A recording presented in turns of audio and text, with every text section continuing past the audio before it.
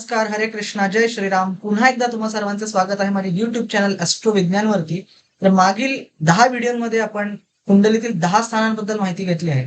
तर ह्या व्हिडिओमध्ये आपण कुंडलीतील 11वे स्थान म्हणजेच लाभस्थान याबद्दल माहिती घेणार आहोत.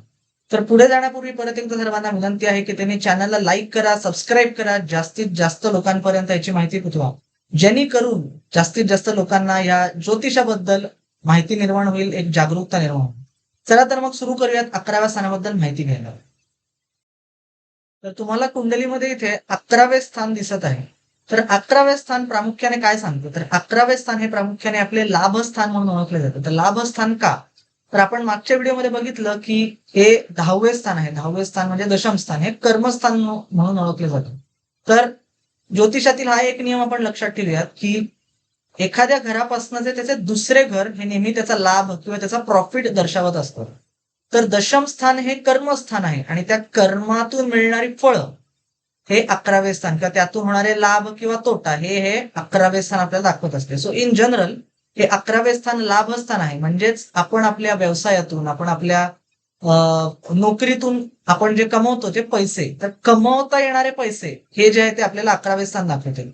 मागे मी एका द्वितीय स्थानाबद्दल जेव्हा माहिती सांगितली तर तेव्हा असं म्हणलं होतं की द्वितीय स्थान पण हे आपल्या धनस्थान आहे.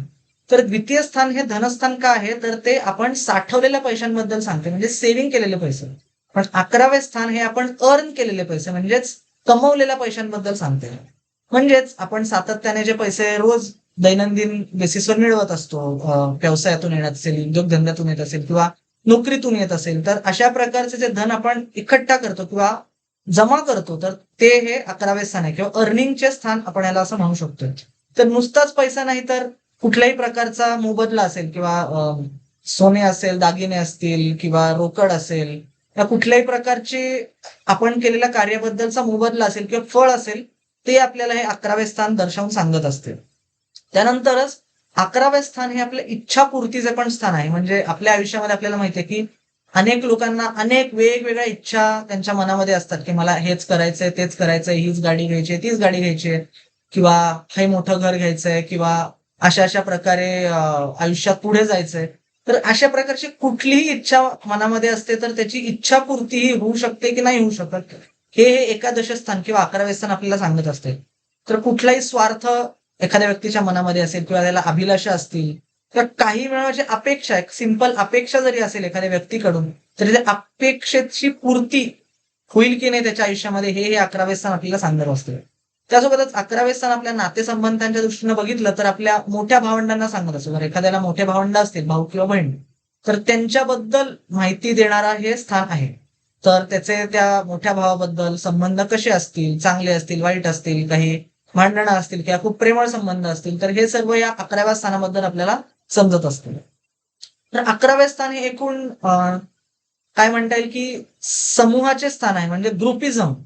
म्हणजे आता आपण बघितलं तर चौथं स्थान म्हणजे चतुर्थ स्थान हे आपल्याला आयुष्यात अगदी जवळचे असणाऱ्या लोकांबद्दलचे स्थान आहे. म्हणजे अगदी जवळचे काही मित्र असतात किंवा आपले कुटुंबाचे लोक असतात किंवा आई असते, हे आपल्याला एकदम हृदयाच्या खूप जवळचे लोक असतात. तर अशा लोकांबद्दल चतुर्थ स्थान सांगते. पण 11वे स्थान आपल्याला इन जनरल आपल्या मित्रांचा समूह असेल, एक ग्रुप असेल किंवा ऑफिस कलिग्सचा ग्रुप असेल, ज्या काही ग्रुप्समध्ये आपण राहतो त्या ग्रुप्स बद्दलची माहिती ते आपल्याला देते. आणि जेव्हा आपण ग्रुप्स बद्दल बोलतो तेव्हा ग्रुप्स हे मोठे ग्रुप्स पण असू शकतात. म्हणजे एखाद्या व्यक्ती काही ऑर्गनायझेशन सुद्धा जॉईन करू शकतो. म्हणजे असे वेगवेगळे ऑर्गनायझेशन असतात, जसे काही सायंटिफिक किंवा सायन्सच्या रिलेटेड ऑर्गनायझेशन्स असतील किंवा आध्यात्मिक ऑर्गनायझेशन्स असतील किंवा सामाजिक कार्य करणारे ऑर्गनायझेशन्स असतील. असे वेगवेगळे टाईपचे ऑर्गनायझेशन्स आज या जगामध्ये आहेत. तर अशा ऑर्गनायझेशन्स मध्ये जाण्याची सुद्धा एक प्रवृत्ती किंवा एक ऑपॉर्च्युनिटी हे 11वं स्थान आपल्याला सांगत असते. तर एकूणच हे 11वे स्थान सोशल लाईफचे सुद्धा स्थान आहे. सोशल लाईफ म्हणजे कसं की मला समोरच्याला शो ऑफ करायचंय किंवा मला दाखवायचंय स्वतःला, तर आपण वेगवेगळ्या प्रकारे ते करत असतो. कशा प्रकारे करत असतो, तर एक तर आपली सोशल लाईफ हे लोकांमध्ये जाऊन, आपल्या रिलेटिव्ह मध्ये जाऊन आपण ती सोशल लाईफ आपली एक्सप्रेस करत असतो. किंवा आजकालच्या जमान्यात म्हणजे कलियुगच्या ह्या 21व्या शताब्दीमध्ये आपण बघतो की सोशल मीडिया हे खूप पॉवरफुल, एक खूप शक्तिशाली प्रणाली बनलेली आहे की ज्याच्याद्वारे आपण स्वतःला एक्सप्रेस करू शकतो, स्वतःला लोकांसमोर दाखवू शकतो. तर असं लोक फेसबुकवर असतात, इंस्टाग्रामवर असतात, युट्यूब, तुम्ही हा चॅनल युट्यूबचा चॅनल बघत आहात हे ज्योतिषाची माहिती घेण्यासाठी, तर युट्यूब, इंस्टाग्राम, फेसबुक किंवा लिंक्डइन किंवा अनेक प्रकारच्या सोशल मीडियाद्वारे एखाद्या व्यक्ती जेव्हा स्वतःला एक्सप्रेस करत असतो, तर हे सुद्धा हे सर्व काही 11व्या स्थानाबद्दल आपल्याला समजते. किंवा एखाद्या व्यक्तीला कधी कधी सोशल लाईफची आवडच नसतं, तर हे सुद्धा 11व्या स्थानातील ग्रह आणि बाकीच्या काही वेगवेगळ्या परिस्थिती आहेत त्याच्यावरून आपल्याला समजते की एकूणच या व्यक्तीला सोशल लाईफमध्ये किती इंटरेस्ट आहे, मित्रांमध्ये मिसळण्याची किती आवड आहे, ह्याबद्दल हे स्थान आपल्याला सांगत असते. तर तुम्हाला कळलंच असेल की 11वं स्थान ओव्हरऑल एक सामाजिक स्थान आहे, म्हणजे लोकांपर्यंत पोहोचण्याचे स्थान आहे, एक लाभस्थान आहे. तर थोडक्यात या स्थानाला आपण समारेश करून घेऊयात.